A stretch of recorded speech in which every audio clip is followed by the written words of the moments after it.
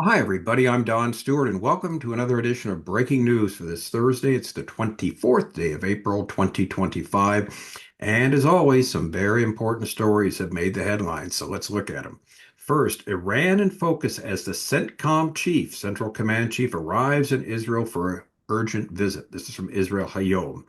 Now, we have another story here that's a headline of ours, but not in the periodicals, newspapers, or websites. We call it the unspoken consequences of a U.S.-Israeli strike on Iran. We'll talk about what we mean on this.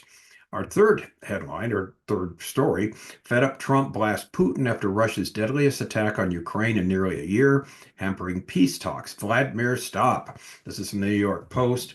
And finally, Trump says Zelensky is the stumbling block to peace in Ukraine. He will meet soon with Putin. And this is a Breitbart story, so some very interesting things heating up right now. Now, here's the top story, and this could have huge ramifications. Iran in focus. A CENTCOM chief arrives in Israel for an urgent visit. This is from Israel Hayom. The visit is expected to focus on preparations for a possible strike on Iran and defensive measures against its potential retaliation if President Donald Trump opts to activate the military option. General Michael Erik Kurilla, commander of the United States Central Command, or CENTCOM, is scheduled to arrive in Israel today, Thursday afternoon, for another brief visit. Kurilla, who is highly respected by Israeli Defense Minister Israel Katz and senior commanders in the IDF, will remain in the country for approximately 36 hours. The prevailing assumption is that his visit will center on planning for a potential military strike on the Islamic Republic of Iran, as well as on countermeasures to defend against any Iranian response, should Trump decide to implement the military option. Kurilla is known for his aggressive stance toward Iran and is considered a firm believer that a substantial blow can be dealt to its nuclear infrastructure. During his tenure as CENTCOM commander, Kurilla significantly enhanced Israel's integration of the U.S. military's regional framework. He also played a key role in building and operationalizing the regional defense network for Israel, which was used in real time during two Iranian missile attacks on the country amidst the ongoing war. His current visit also comes against the backdrop of an unprecedented scale of American military aid and weapons transfers to Israel. So this is huge. So we will see getting ready for a possible attack. Now, is this just to get Iran to negotiate a better deal for the U.S., or is this because they don't believe there will be any deal? We don't know, but this is huge that he's there for 36 hours. In other words, they are ready. They are ready for an attack if necessary. So, of course, we'll keep an eye on this. Now, headline number two, like we said, it's not in the news. You probably won't read about it hardly anywhere, although there have been stories from time to time about this. But I want to talk a few minutes about the unspoken consequences of an Israeli-U.S. strike on Iran. Our friend Nader, I talked to him the other day about all of this. Nader, of course, is an Iranian. He's a Bible-believing Christian. He works with forces that are trying to basically help out countries that have problems with insurgents, this and that. I'll just leave it at that. But he knows what's going on military wise. He's told me so many things over the years. A lot of things were kind of top secret. And of course, I never repeat them, but he's never been wrong. He's always, what he says, look for this, Don, or look for that. I always do. And I use him as a source I implicitly trust. Anyway, he sent me a video the other day of Dearborn, Michigan. Dearborn, Michigan is the first Muslim majority city in the United States. And when you see the video, it actually looks like Hamas in Gaza. It's really, really frightening. The marching that's going on there, the Palestinian flags, the whole anti-American sentiment. And again, this is in the United States of America, in the city of Dearborn, Michigan, which now has a Muslim majority. He also told me this, what's going on in Dearborn. He says guys are actually standing in front of nightclubs threatening the girls. And this is leading to a new business venture where people with money who have daughters are going to hire private contractors as personal bodyguards because of the threat that's there. And he said it's a real huge threat in Dearborn, that area. He said it's already two companies are launching an Uber type model to help out those who may be in harm's way because of this population that's there in Dearborn. But he said there's even a worse problem. We've talked about this, but we've got a lot of new people here, and this one is very, very worrisome. As the previous administration opened up the borders to buy votes, the Hajis, this is what he talks about them, that's the Iranians, took advantage and packed our beautiful country with a ton of demonic killers through the Trojan horse open borders. So I asked him, how many? He says there's a minimum of 1,800 of these killers in various small cells of the United States. And said that's just the foreigners, not to mention those who have been radicalized. Remember the New Year's Day in New Orleans massacre, the tragedy where the person ran the truck through a bunch of people and they had a shootout with the cops. He was an ex-army person who was radicalized by Islam. And so we talked about this at the time. We mentioned it before when the Iranians who are in America saw that says, we should do something like this. And but right now they're sitting on their hands um, because they're waiting to have, some reason to do this, some reason to attack. Now, recall a number of people in the Trump administration are a bit reticent to see an attack on Iran. That includes Pete Hegseth, Tulsi Gabbard, and J.D. Vance. Although they worry about how the fighting may spread to other parts of the Middle East, it is also likely they have in mind the possibility of terrorism here in the U.S. if there is substantial U.S.-Israeli victory over Iran. All right, these cells, by the way, we've said it before, they're in small groups, not very large. They're not in contact with one another. So there's no way you can destroy the whole cell units that are going on there. They keep separate. Some of them are held by younger people who are leading it. And Nader says these are the dumb guys because they go out publicly and use social media and they're kind of easy to track down. But he said there's some very sophisticated ones who keep their mouths shut, that are under the radar, and they're out there. He said we know of at least 1,800 of them here in the U.S. that are here in various parts of the country. Now, the problem would be, again, there could be a substantial threat here, the U.S. victory over Iran. In other words, what would happen if the U.S. does really attacks and causes some real problems in Iran? Then these people would see the need to maybe rise up and perform these terrorist activities. They're waiting for something like this. So this could be part of the collateral damage. We help Israel out. There's a huge victory over Iran and their nuclear program, which would be fabulous. But on the other hand, that would open the door for these terrorists to do some really harm here in America. He mentioned a couple of years ago, I think it was a DOD map of the country that got some hacker got in and they got a hold of it on the dark web, which lists, it's kind of it tells about wherever what citizens live in what part of the country, nationality wise or ethnic wise. In other words, it tells you where the majority of Jews live in certain neighborhoods, certain parts of the country. They got a hold of something like that. So the Jews would be first and foremost in the crosshairs here of these Iranians if they decided to do something, but they wouldn't be the only ones. And this is a real problem, a real worry. And he talks about this too. He says, Don, I'm really worried about this because we know they're there. We know they're murderers. We know they want to commit terrorist acts.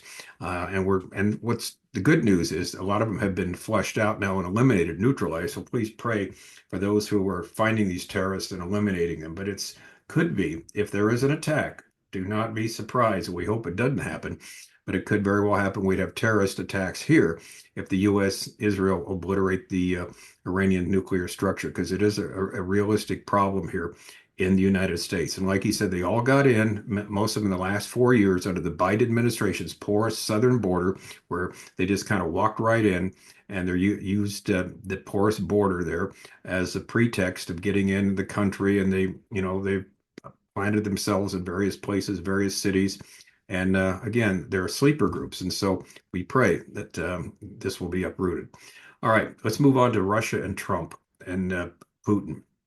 Fed up, Trump blasts Putin after Russia's deadliest attack on Ukraine in nearly a year, hampering peace talks. Vladimir, stop. This from the New York Post. President Trump blasted Vladimir Putin on Thursday and urged the Russian president to stop after Moscow launched its deadliest attack on Ukraine in almost a year overnight. I am not happy with the Russian strikes on Kiev, Trump raged in a social media post. Not necessary and very bad timing. Vladimir, stop. 5,000 soldiers a week are dying. Let's get this peace deal done. Uppercase, D-O-N-E. His rare criticism of Putin came after Russia struck Kiev with hours-long barrage of missiles and drones, killing at least 9 and wounding more than 70. Ukrainian President Zelensky branded the attack, which is the deadliest there since last July, as one of the most outrageous. He pointed out that Russia has continued to rebuke Trump's ceasefire proposal for about a month and a half. This was a proposal from the United States, he said, and it's been 44 days of Russia continuing to kill our people and evading tough pressure and accountability for its actions. Despite this, Trump on Wednesday questioned Kiev's readiness to reach a peace deal, claiming without proof that Moscow was ready to end its war. Secretary of State Marco Rubio on Thursday said he didn't know if a peace deal would be signed by the end of the week, as Trump had hoped, according to the Kiev Independent. That's one of their newspapers. I'm hoping we can get something done quickly, he said, and I remain hopeful that we can get something done because this is a terrible war and it needs to end. J.D. Vance said something similar just a couple of days ago. Unless we get some real action going on, just like President Trump said, we're going to back away. That is the U.S.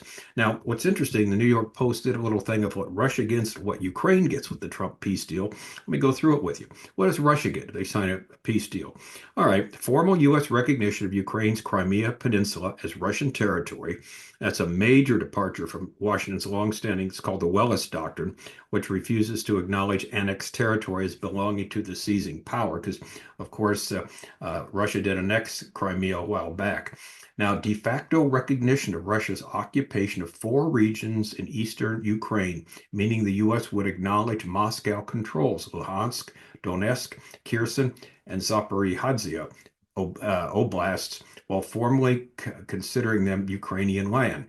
A pledge that the U.S. would not support Ukraine because becoming a member of NATO, they would emphasize that to Russia, lifting sanctions to boost Russia's economy, and they really need some help economic-wise, which has struggled throughout its war on Ukraine, and then opportunities for more economic cooperation with the U.S., especially in the energy and industrial fields. So there are advantages for Russia if they make this deal. Now, what would Ukraine get out of this?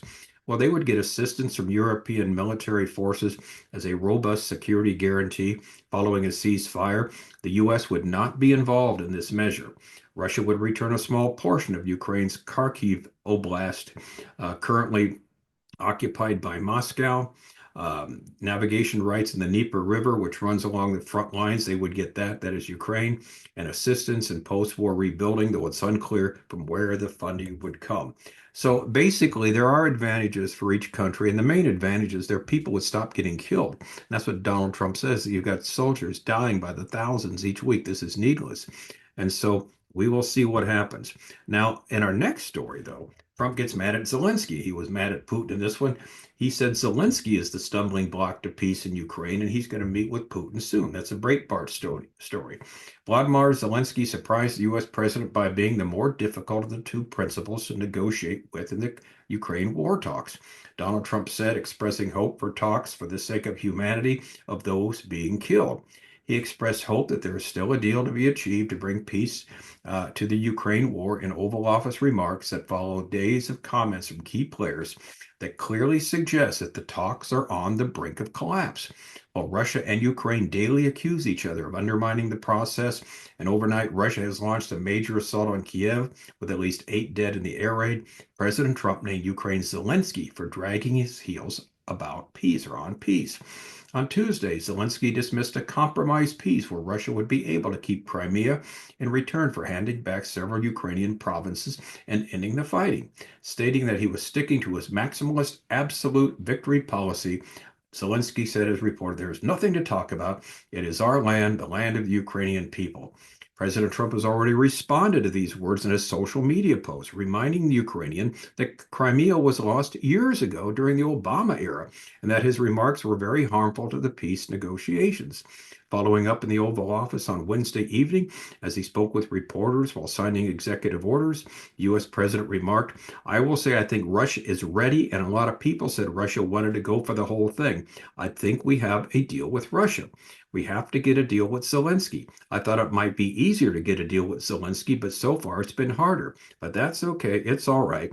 But I think we have a deal with both. I hope they do it. And this is about a lot of humanity. In other words, again, human life that's dying. Trump hates to see that. He really hates wars. That's why he's reticent even about going into Iran, even though if they do bomb Iran and their nuclear sites there, they could do it with very little collateral damage of human beings there. But again, Russia and Ukraine is just a terrible situation that's going on these 3 years. So bottom line is Trump is fed up with both of the leaders. Will the U.S. pull out of the talks between the two countries? Hopefully these threats that Trump has made will lead to some movement, and we will keep you posted. Now, this is important, as all these stories are, for last days Bible prophecy, because Russia has to be free from the Ukraine war to eventually lead an invasion of Israel, along with countries such as Iran and Turkey and others. And so, as long as they're tied up there, they cannot do that. So that's still some time in the future. And there's other things that still need to work out. And of course, Israel has to have peace in a sense with its neighbors, Hamas in the south, Hezbollah in the north, because during this future Russian invasion, we are specifically told they feel secure, they feel at peace, so there's no major threats there. And that also would mean Iran is taken out as a major threat. Now, they're not going to be totally neutralized because they're going to be joining the invasion force. We write about this in our book, 25 Signs. We're near the end, signs 9 through 11. And again, if you're new to us, all of our material is free. It's a free download from our website, Educating Our World, under the heading of Bible Prophecy, called 25 Signs. We're near the end. That's one of the books you definitely want to look at. Another one's called Look Up a Timeline of 50 Last Days Events. These are 50 events that haven't happened yet in the future that the Bible talks about are going to take place, including the second coming of Christ. So we have all that for you. It's free of charge. Please take advantage of it. All right. Never a dull moment here. And please pray again that this whole situation works out where the Lord protects the people of the U.S. Because, like we said, it's a very serious problem. These terrorists that have gotten into the United States of America, they should never have been able to get in. But because we had a porous southern border, they're here. They're here in cells. We know where some of them are, I'm told, but others we don't. And need to pray before they do something really harmful to citizens of the U.S.